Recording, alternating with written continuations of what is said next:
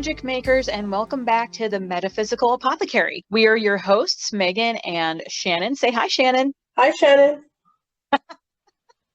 We are also known as the Scorpio Sisters, and we are here to explore the mysterious, magical, and the arcane. So we decided to dedicate this November podcast to ancestor work because this is a time of year when we're thinking about gathering together with loved ones and family members. We're remembering loved ones who have departed. We are going to talk about who your ancestors are, how to honor them, how to contact them, and we're going to just barely scratch the surface for how to deal with toxic ancestry, which is a hot button topic that a lot of people are going to have to face. And it's not as scary as it could be, and it can actually be extremely beneficial to generations, both previous and moving forward. Working with my ancestors and working with my deceased relatives or celebrated dead, I lean into my Puerto Rican side when working with ancestors and ancestor magic. And one of the things I learned while researching that side was what ancestors actually were compared to what I thought they were previously. And I think this is something that gets overlooked quite often when jumping into working with our deceased, our ancestors, and our pets, our celebrated dead. Ancestors are people who have passed in your lineage that you've never met, of a generation you've never met. So for instance, I've met my great-grandparent. I've met two of them, my mom's side and my dad's side. That means my great-grandparents that I did not meet are not part of my ancestor line. At least that's how I define it. By this definition, if you have met anyone in a particular generation, they don't fall under the category of ancestor. Correct.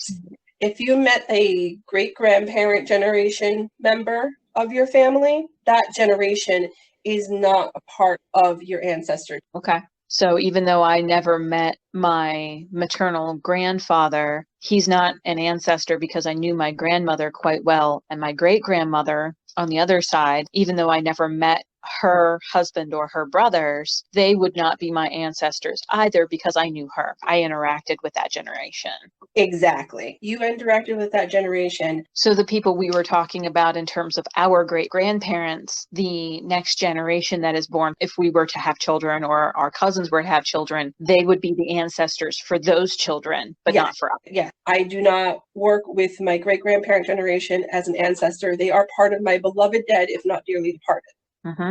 The beloved dead are the deceased who I did not get to meet, but are in the generations of people I do know. So my great-grandparents that I didn't get to meet, my second cousins that have passed before I was born, the cousins that have passed before I was born or got to know them, these are people who I would have known, except that they had already passed. So they are part of my family. I love them. They are beloved. They are not my ancestors. And so they become part of my beloved dead. Right. My dearly departed are my pets, my family members, the people I did know who I've given enough time to go through the mourning and grieving process. A year and a day, which is a general, wide-held tradition of time of grieving in different cultures around the world, where you give yourself, as well as the soul that has departed, time to adjust to the new change in life and afterlife.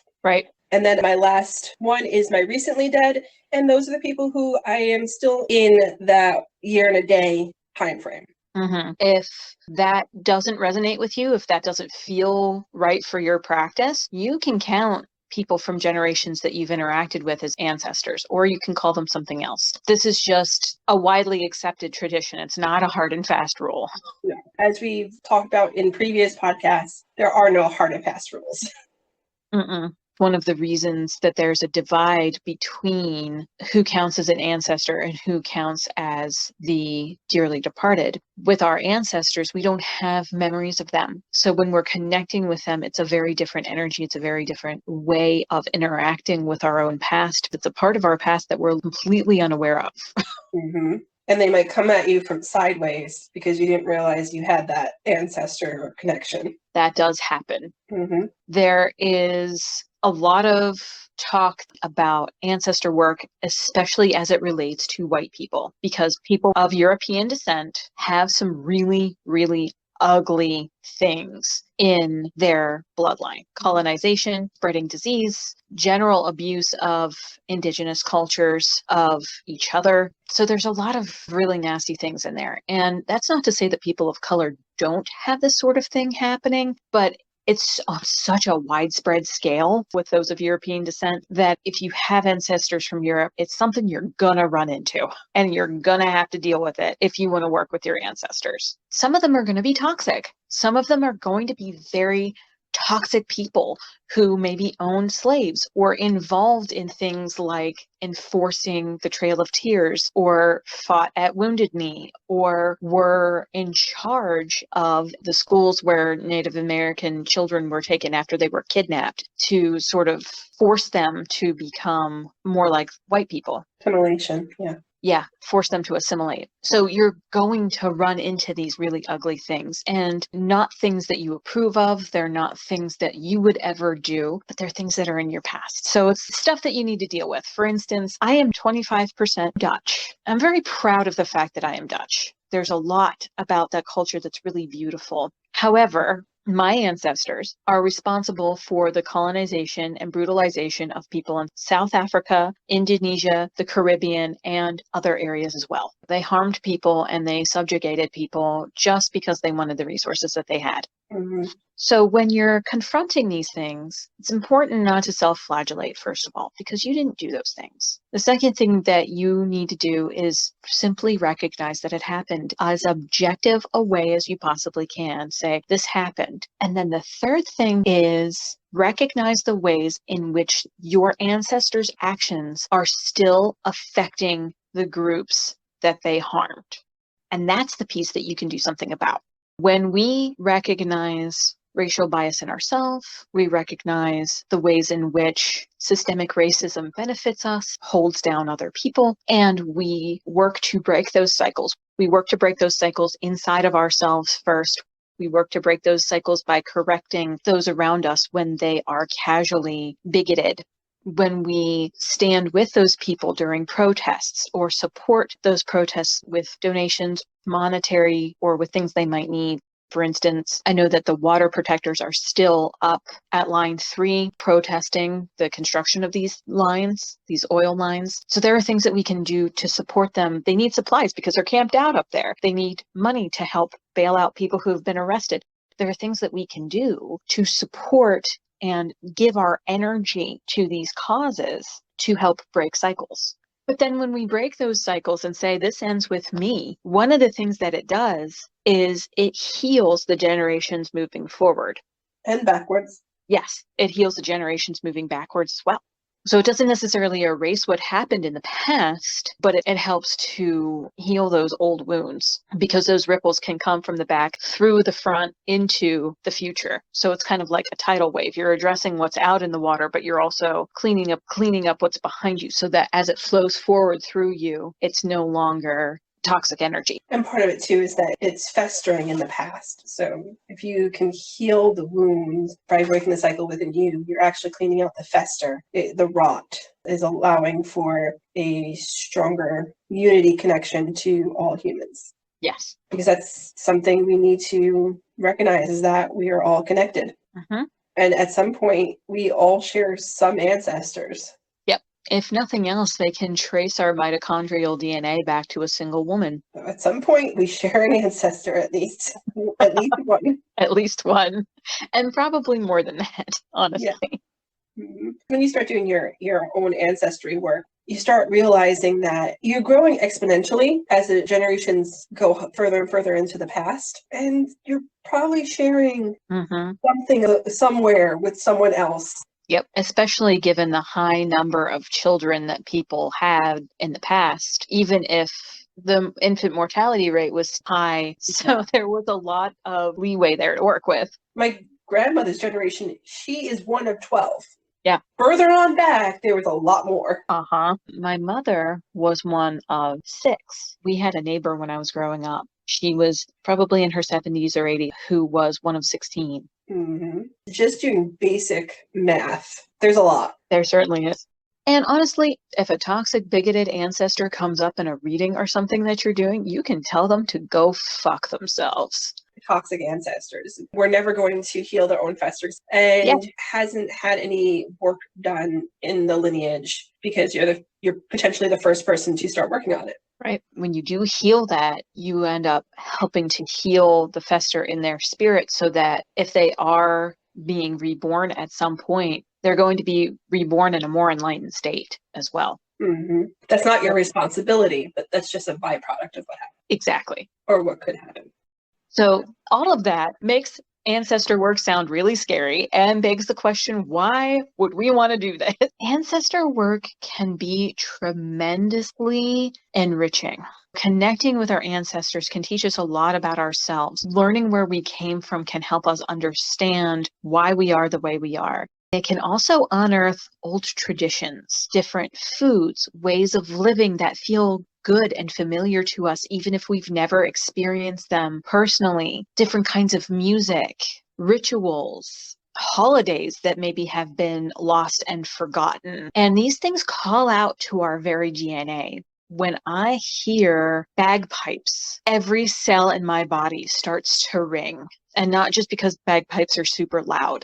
My Scottish ancestry, my Celtic ancestry calls out to that vibration because it recognizes it. So it can be tremendously beneficial in healing us as well, because when I'm especially deep in my feelings or I'm not feeling the best emotionally or even sometimes physically, bagpipe music can be part of my healing process. Celtic flute can be part of my healing process. I play the violin. I had no idea when I first started playing the violin when I was a senior in high school that I actually had an ancestor who was a relatively well-known fiddler in Ireland until I was told so by an older generation. But I started working with the healing and the magic of the violin because it felt right. The frequency vibrated through my body when I listened to a violin, and I wanted to work with that hands-on. Then this connection to an ancestor in Ireland was revealed. It was like, oh, well, now I have even more reason to continue going forward. Mm-hmm. What ended up happening that I didn't know until after it was revealed is that my maestro, my violin teacher, thought I was picking up the violin fast. I was pulling that ancestor energy up into my present without my teacher correcting me. Mm-hmm. That's a fun part of ancestor work, is when you pick up something that you have an interest in and had absolutely no training in and should have no connection towards. And then all of a sudden you're picking up on small pieces that make you learn faster or baffle your coaches and your teachers. Yep. And that points to the idea that working with your ancestors can actually revive indigenous practices. Mm-hmm. If you go back far enough, all of us come from indigenous roots. At some point, the Celtic people were indigenous to somewhere. The Dutch people were originally sprouted from the Teutonic tradition, which was indigenous to the Northern European area of the world. So when we connect to these ancestors, we can actually bring back things that have been lost, knowledge that has been lost. Mm-hmm. I have learned that my family tree is full of people who not only will do their own thing, but will sometimes do their own thing to the detriment of themselves simply because they were told not to do that thing. That is a character flaw of mine. Technically, he wouldn't be my ancestor, but something I didn't know about my paternal grandfather until my father told me was that he was an excellent con man. He was very good at getting people to do things his way just by being charming. And this is something that I thought was unique to me because I'm a woman who looks like she belongs on the front of the Swiss Miss box. So people underestimate me. And I use that to my advantage constantly. Oh, apparently this is something that was passed down to me. Something else that was passed down to me in the DNA was a very unique set of genes that resulted in my coloring and my physiologies. My great-grandfather, the grandfather of each of my grandmothers, both had blonde hair and blue eyes, and I think that they both also had textured hair. And no one else in my family has this combination of genes except for me. Mm-hmm. Everyone else has dark or hazel eyes and dark hair that is, most of the time, it's either straight or wavy. That's also an interesting connection. And when you're looking at your ancestor line, look for people who look like you and study those people. I have a great uncle who died before I was born, so I never got to meet him, but he and I look like we could be twins. We had the same pattern of acne on our faces when we were in our teens and early 20s. Same hair texture, same facial shape. It was really, really interesting. And apparently also both shared a lot of personality traits and interests. Mm-hmm. So when you are contacting your ancestors and you're unearthing these things, know that these spirits can also be a bit like deities or guides. You can honor them on your altar if you like. You can make them a permanent part of your altar. You can dedicate an altar just to them where you talk to them, have a cup of tea with them, and sort of rely on them almost like you would a living family member or a living loved one. That's all we have on the topic for today. Thank you so much for listening in, and we hope you'll join us again. In the meantime, you can follow us on our blog for some more witchy wisdom, as well as check out some of our original art on Society 6 for sacred decor and more. Thank you again for joining us, and go make some magic and live your best life. Bye. Bye, everyone.